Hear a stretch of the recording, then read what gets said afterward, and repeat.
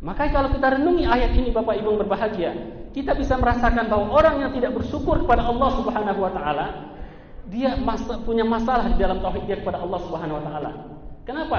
Orang yang tidak bersyukur pada Allah Subhanahu wa taala seakan-akan dia merasa bahwa apa yang saya dapatkan saat ini adalah hasil kerja keras saya, hasil kecerdasan saya, hasil kelincahan saya. Tidak ada peran serta dari Allah Subhanahu wa taala, seakan seperti itu. Sehingga dia tidak perlu berterima kasih lagi kepada Allah Subhanahu wa taala. Meski ku rapuh dalam langkah, kadang tak setia kepadamu. Salawat dan salam buat junjungan kita baginda yang mulia Rasulullah sallallahu alaihi wasallam. Allahumma salli ala Muhammad wa ala alihi wa sahbihi wa man tabi'ahum bi ihsanin ila yaumiddin. Bapak Ibu kaum muslimin rahimakumullah. Dalam tempo yang singkat ini, sejenak kami ingin mengingatkan kita semua tentang makna sebuah musim yang sedang kita jalani, musim kurban, bagi kehidupan seorang yang beriman kepada Allah Subhanahu wa taala. Di dalam surat Al-Hajj ayat 27-28 Allah Subhanahu wa taala berfirman, A'udzu billahi minasyaitonir rajim. Bismillahirrahmanirrahim. Wa adzin fin nasi bil hajji ya'tuka rijalan wa 'ala kulli dhamirin ya'tina min kulli fajjin 'amiq liyashhadu manafi'a lahum wa yadhkuru ismallahi fi ayyamin ma'lumatin 'ala ma razaqahum min bahimatil an'am fakulu minha wa at'imul ba'isal faqir. Shadaqallahul azim. Bapak Ibu kaum muslimin rahimakumullah, ayat ini menyimpulkan kepada kita tentang makna pertama dari ibadah kurban bagi kehidupan seorang yang beriman kepada Allah Subhanahu wa taala. Ayat ini berkaitan dengan ibadah haji dan rentetan-rentetannya. Allah Subhanahu wa taala di dalam surat Ali Imran mengatakan, walillahi 'alan nasi hajjul baiti man istata'a ilaihi sabila.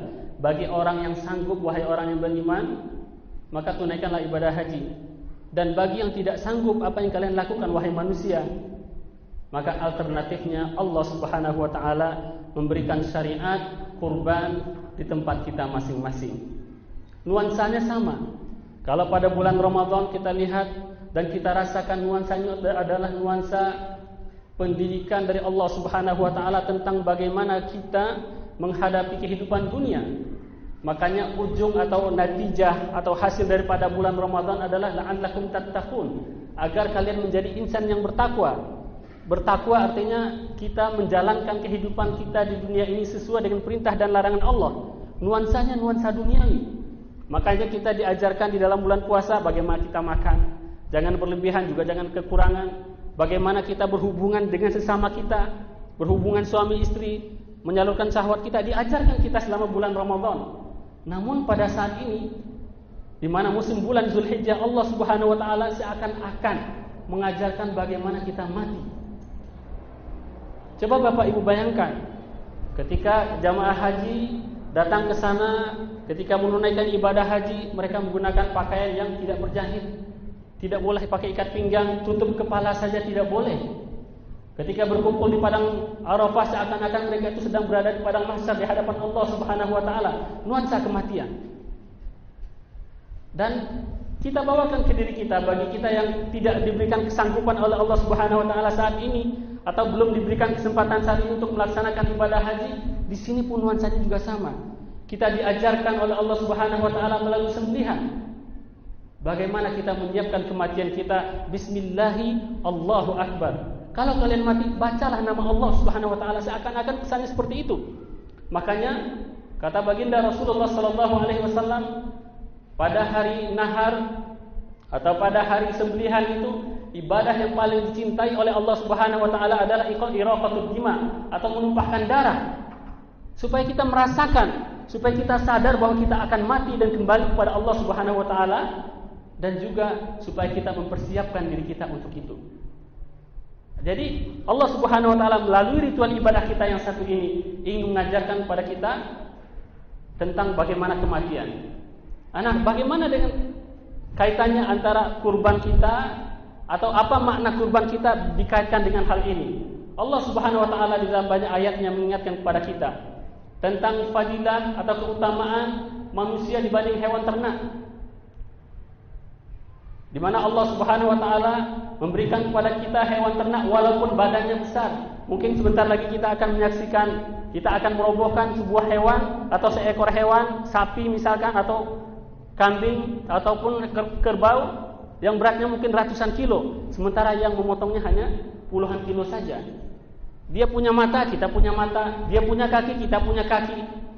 Bahkan pada zaman dahulu, dengan bantuan hewan ternak itu orang bisa melakukan perjalanan puluhan ribu kilo. Makanya Allah Subhanahu wa taala menginginkan kepada umat manusia agar mereka memberikan syukur khusus untuk nikmat yang satu ini. Makanya di dalam surat Al-Hajj yang kita bacakan tadi, Allah Subhanahu wa taala mengatakan وَلْيَذْكُرُوا اسْمَ اللَّهِ فِي أَيَّامٍ مَّعْلُومَاتٍ عَلَى مَا رَزَقَهُم مِّن بَهِيمَةِ الْأَنْعَامِ. Agar mereka nuansa haji, nuansa kurban ini ditetapkan oleh Allah Subhanahu wa taala agar manusia ingat kepada Allah Subhanahu wa taala ala ma razaqahum min bahimatil an'am, atas nikmat hewan ternak yang Allah berikan kepada mereka. Kan selama ini belum pernah kita dengar ada manusia di depannya kambing dan dia diperbudak oleh kambing. Selamanya selalu kita lihat yang diperbudak oleh manusia atau yang ditundukkan oleh Allah Subhanahu wa taala kepada antara satu dengan yang lainnya adalah hewan ditundukkan kepada manusia. Dan ini sebuah karunia yang besar dari Allah Subhanahu wa taala, dan Allah Subhanahu wa taala ingin kita syukuri nikmat yang satu ini dengan cara yang khusus, yaitu di antaranya adalah dengan al-udhiyah atau yang kita sebut dengan kurban. Nah, kalau kita bersyukur kata Allah Subhanahu wa taala dalam hal ini, dalam konteks ini adalah dengan berkurban di jalan Allah Subhanahu wa taala, la in syakartum la azidannakum wa la in kafartum inna adzabi lasyadid. Kalau seandainya kalian bersyukur, aku tambah. Tapi kalau kalian kufur, ini lawannya bukan apa? Pertama syukur dilawankan dengan kufur. Biasanya kan yang dilawankan dengan kufur itu adalah iman, iman kafir. Kalau ini syukur dilawankan dengan apa? Kufur. Ini apa rahasianya? Maka kalau kita renungi ayat ini Bapak Ibu yang berbahagia, kita bisa merasakan bahwa orang yang tidak bersyukur kepada Allah Subhanahu wa taala, dia punya masalah di dalam tauhid dia kepada Allah Subhanahu wa taala. Kenapa? Orang yang tidak bersyukur kepada Allah Subhanahu wa taala seakan-akan dia merasa bahwa apa yang saya dapatkan saat ini adalah hasil kerja keras saya, hasil kecerdasan saya, hasil kelincahan saya. Tidak ada peran serta dari Allah Subhanahu wa taala, seakan seperti itu. Sehingga dia tidak perlu berterima kasih lagi kepada Allah Subhanahu wa taala.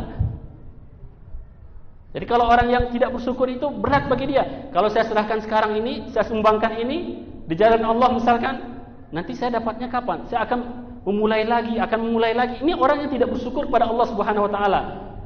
Maka Allah marah kepada orang seperti ini. Wala in kafartum, dan dicap sebagai kafir. Kenapa? Karena tauhidnya bermasalah. Dia ragu bahwa rizki itu datang dari Allah Subhanahu wa taala. Makanya di dalam ayat ini Allah Subhanahu wa taala menjelaskan lawan daripada syukur terhadap nikmat Allah Subhanahu wa taala bukan dengan membangkang atau mendustakan nikmat Allah, akan tetapi lawannya adalah langsung kafir dicap oleh Allah Subhanahu wa taala. Ini yang pertama adalah cara kita bersyukur kepada Allah Subhanahu wa taala atas nikmat karunia yang Allah berikan, khususnya nikmat yang satu ini, nikmat bahimatul an'am. Hewan ternak, mungkin bisa dipastikan bahwa kita semua, baik yang sudah tua ataupun yang masih anak-anak ataupun yang sudah remaja, pasti semuanya pernah makan daging. Daging sapi kah, daging kerbau kah, ataupun daging kambing, pasti semuanya pernah makan daging, minimal mencicipi. Dan Allah Subhanahu wa taala minta kita mensyukuri itu dalam bentuk udhiyah kepadanya. Yang kedua, Bapak Ibu kaum muslimin rahimakumullah, makna lain daripada kurban bagi kehidupan seorang yang beriman adalah kurban merupakan atau seakan-akan dia adalah tebusan terhadap nyawa kita di hadapan Allah Subhanahu wa taala. Kalau kita dalam salat kita, dalam doa kita mengatakan inna salati wa nusuki wa mahyaya wa mamati lillahi rabbil alamin. Sesungguhnya salatku, ibadahku, sembelihanku, hidup dan matiku adalah untuk Allah Rabbul alamin. Kita mengikrarkan itu di hadapan Allah Subhanahu wa taala, dan sekarang buktikan. Allah tidak minta kita disembelih sebagaimana Allah Subhanahu wa taala memerintahkan kepada Nabi Ibrahim untuk menyembelih anaknya. Kalau kita gali lagi kisah Nabi Ibrahim itu bagaimana? Nabi Ibrahim mencontohkan seorang bapak yang bersyukur. Walaupun sudah puluhan tahun dia menunggu kehadiran anaknya, sampai dia tidak lagi berharap untuk punya anak, tapi Allah berikan. Dan ketika anak itu diberikan, ketika anak ini sampai pada usia remaja, sedang lincah-lincahnya, sedang enak dipandang, sedang enak-enaknya diajak untuk diskusi, tapi Allah mengatakan, sembelihlah anakmu. Dan Nabi Ibrahim ketika Allah yang meminta, karena dia yakin rezeki ini datang dari Allah Subhanahu wa taala, dia serahkan. Ya bunayya inni ara fil manami anni adbahuka. Dia sampaikan pada anaknya, wahai anakku, aku lihat di dalam mimpi aku menyembelihmu. Ini adalah wahyu dari Allah. Anaknya menunjukkan sikap totalitas ubudiyah kepada Allah Subhanahu wa taala yang tidak kalah lebih baiknya daripada Nabi Ibrahim. Dia mengatakan apa? Qala ya abati fa'al ma tu'mar satajiduni insyaallahu minas sabirin. Wahai bapakku yang kusayangi, silahkan engkau laksanakan perintah Allah kepadamu. Engkau akan dapatkan aku menjadi orang yang bersabar.